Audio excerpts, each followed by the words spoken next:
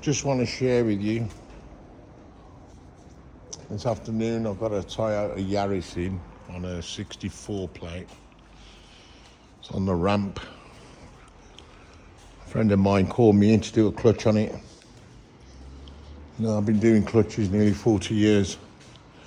I see a lot of videos on YouTube, people fitting clutches. Nothing wrong with that.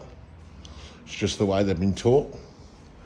I've been teaching myself and still learning because cars are changing. So I just want to show you the way I do them. If you put your mind to them, and it's only for a clutch, and that's all that needs changing. If it's a gearbox, then I understand. But if it's only the clutch like this one, as you can see, the friction lining's right down to its rivets. It's been slipping. I'm just waiting for the new one to come. The CSC slave cylinder's still inside the gearbox intact because I don't want the fluid leaking all over the floor.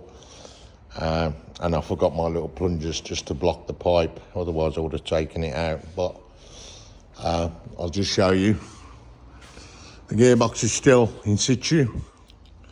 Drive shafts are still connected. One inner lower wishbone bolt is out.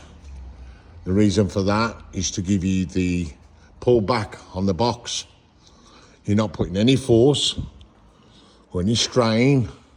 So with all the comments, I just want you to know that it's perfectly fine. You can see there's no grease leaking out the shafts. All fine. That's just sitting there. Gearbox is open. Big nice gap there, and get your hand in. You can get the slave cylinder in. You can get your clutch on if you know how to line it without using the clutch liner, which is what I'm taught. Start motor obviously has to come out, but it's just lying there. Battery's disconnected. It's not harming anything.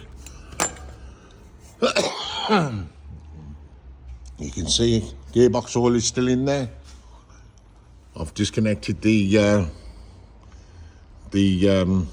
slave cylinder pipes, which are around the gearbox. There's a few brackets there. Just take them off and just leave it sitting there, so you're not pulling that and bending all the pipes.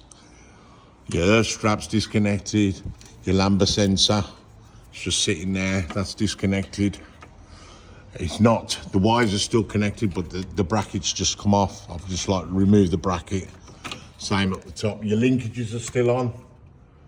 Your gearbox linkages, you ain't got to touch them. And a lot of these vehicles you can do it this way, but you've got to know how to line it. And the CSC is still in there, as you can see. I will be removing that and replacing that. It's having a, I think it's a Satch clutch that's going in, or it could be LUK, or it could be a Valio. But we'll see when it arrives. So I just thought I'd just show you. It took me 40 minutes to take it out. Took the back mounting out. Took the top side mounting out as well. But there you go. It's still intact. And I'll just wait for the new one and install it. And I'll do part 2 after. Thank you.